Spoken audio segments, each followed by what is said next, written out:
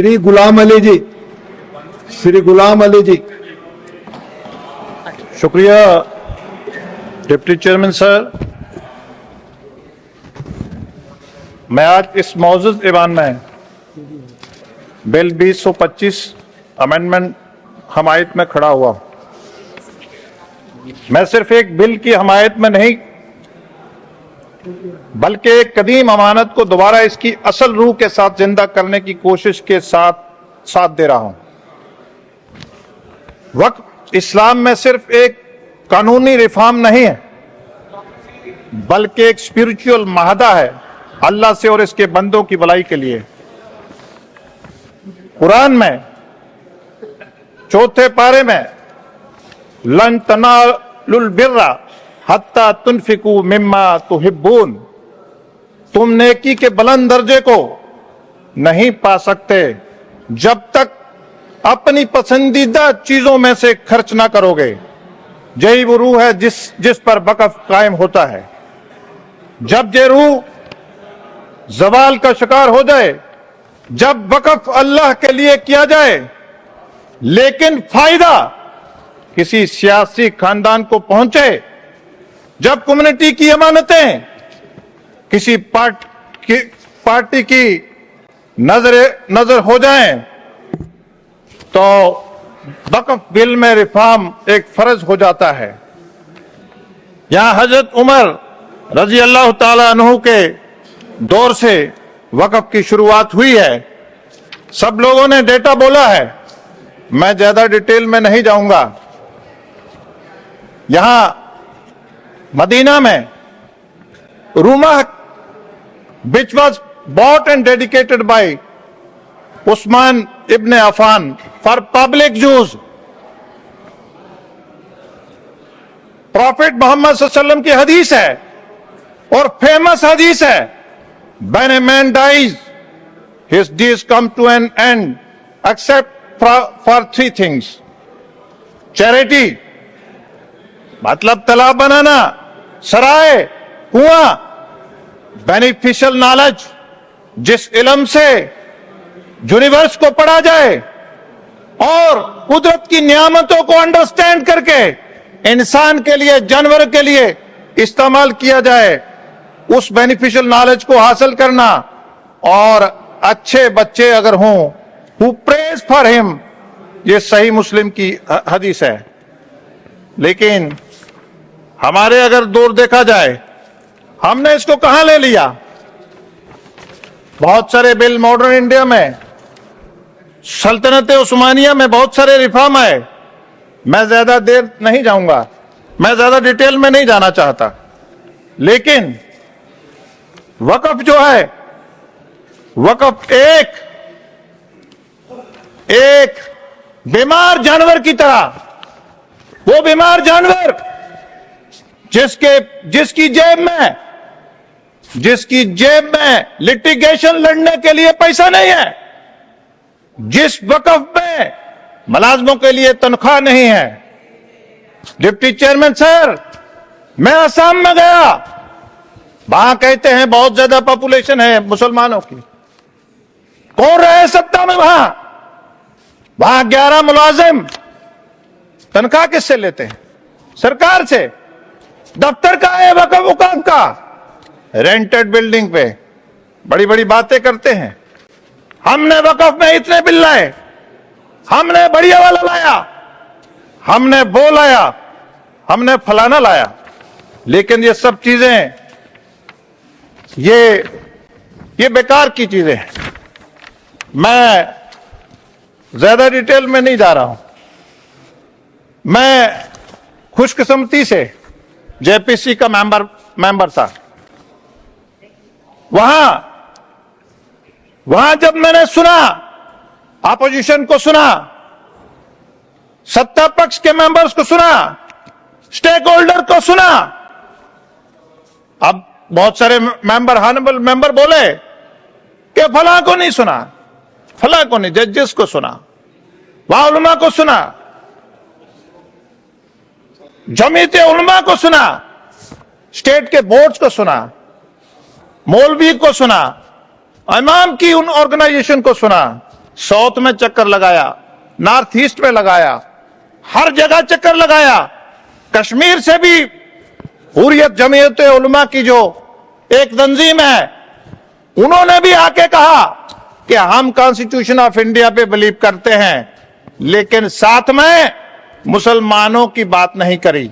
उन्होंने भी क्या कहा, सियासी भाषण करा।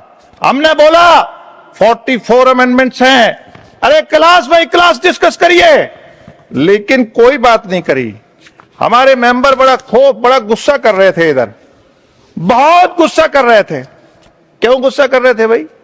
आप जेपीसी में आपने चेयरमैन को, स्पीकर साहब को कितनी बार जाके अपील करी कि जनाब हमने जाना है। जनाब कमेटी के चेयरमैन ज्यादा देर लगाते हैं। अरे आपने हल्ला गुल्ला करा, वहां आपने अनपार्लियामेंट्री लैंग्वेज यूज करी, आपने बिल्कुल वहां मुसलमान की बात नहीं रखी। आप मुसलमानों के मसीहा बनते हैं, क्यों बनते हैं मुझे नहीं मालूम। जहां आपको खतरा है कि मुसलमान हमें वोट देना छोड़ देगा, मुझे लगता है कि आपको ये बात, क्योंकि आपने यही बातें करी हैं। मैं देश के वजीर आजम को, देश के वजीर दाखिला को मैं मुबारकबाद दूंगा कि जिन्होंने एक बीमार जानवर 1995 का बिल, जो 1995 का एक्ट है, जो मुस्लिम की अमलाक को जहां बाढ़ ने खेत को खा दिया। डिप्टी चेयरमैन सर, बाढ़ ने खेत को खाया, बड़े अफसोस से कहना पड़ता है। मैं देश के वजीर आजम से कहूंगा कि 70 साल में जो इन्होंने वक्फ अमलाक को लूटा है, एक सीबीआई इंक्वायरी होना चाहिए।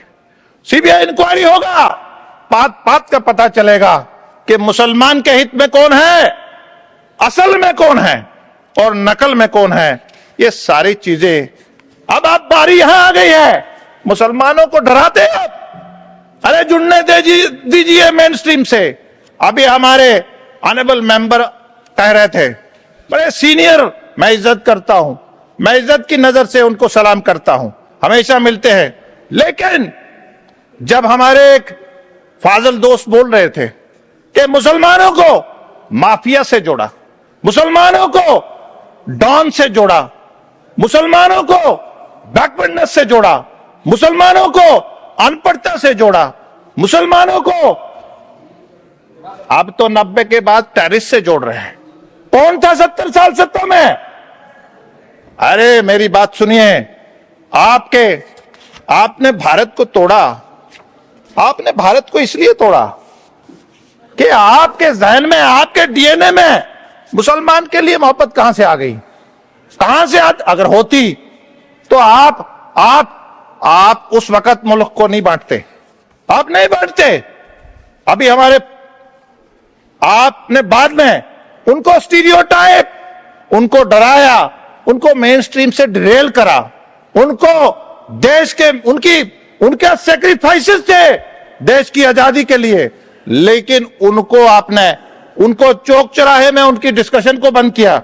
आपने किया सारा, आप ही हिसाब देंगे। आज दुनिया आप मैं में है, आज दुनिया हम में है। भारतीय जनता पार्टी हम में आ चुकी है। जरा मैं और हम में फर्क है, 1000 साल लगता है। आप सफर करिएगा। मैं कल एक लोकसभा की डिबेट सुन रहा था। मैं मेंबर का बहुत सीनियर मेंबर है, उनको मुसलमानों ने बहुत वोट दिए हैं और मेंबर पार्लियामेंट भी भेजे हैं, यहां भी भेजे हैं, वहां भी भेजे हैं। लेकिन देखिए 80%, 90% उन्होंने अपनी स्पीच में कोई मुसलमान की वक्फ में तरमीम की कोई बात नहीं करी। उन्होंने हंसा, उन्होंने नोटबंदी का बात किया, कोई किसान का इधर उधर का बात करा, कोई मतलब उन्होंने मुसलमान को उसके लिए टाइम नहीं। इससे उनको नियत होता है कि उन्होंने वोट ले लिया, मुसलमानों ने यहां भेज दिया, लेकिन बात नहीं करी। एक और बड़ी पार्टी, रीजनल पार्टी है, कांग्रेस से निकली है, वो क्या कहते हैं, हिंदू जो हैं वो इंग्लिश उसको मानते हैं, इंग्लिश कानून को मानते हैं, और मुस्लिम जो है प्रॉफिट सल्लल्लाहु अलैहि वसल्लम को। अरे मुसलमान, भारत के मुसलमान के लिए आप इतनी साजिश रच रहे हैं कि उन्होंने क्या बोला? अरे मुसलमान जिस देश में रहता है ना, हिब्बुल बतने निस्वल ईमान, अरे उस देश से मोहब्बत करता है। मुसलमान कभी गद्दारी नहीं करता। आपके सामने मैं और कुछ चीजें रखना चाहूंगा। आज हम मुसलमान का वोट लेते हैं, लेकिन वर्किंग कमेटी में हम मुसलमानों की वेलफेयर के लिए डिस्कशन को अफोर्ड नहीं कर सकते। क्यों नहीं कांग्रेस अफोर्ड कर सकती? इसलिए अरे नरेंद्र मोदी जी से सीखिए। हैदराबाद में अपनी वर्किंग कमेटी में बोलते हैं मुसलमान के एक हाथ में कुरान होना चाहिए, दूसरे में कंप्यूटर होना चाहिए। आपको क्या तकलीफ है? अगर मुसलमान स्टार्टअप स्टैंडअप के जरिए विकसित भारत में मोदी जी का साथ देना चाहता है, दुनिया की सबसे अजीम ताकत बनना चाहता है, आप क्यों उसको बैकवर्ड रखना चाहते हैं? मुझे मालूम नहीं कि आप उससे जुल्म क्यों करते हैं।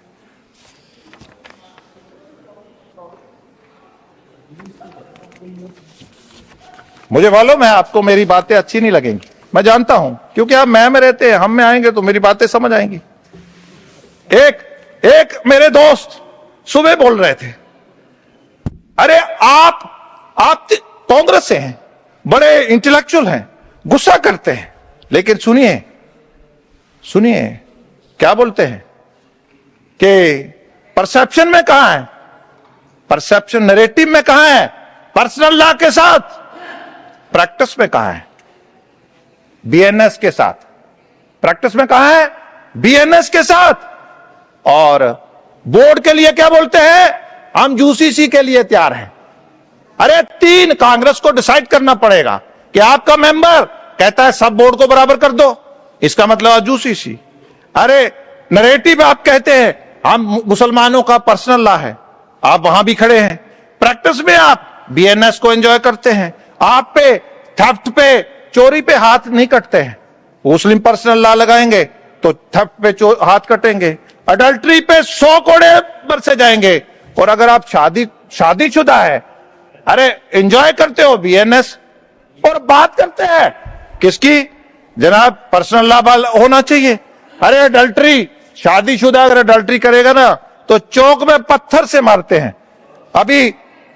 अभी हमारे आपने तीनों बातें कही, रिकॉर्ड में है, मैं कोई अपनी उसमें नहीं कह रहा हूं, आप रिकॉर्ड चेक कर लीजिए।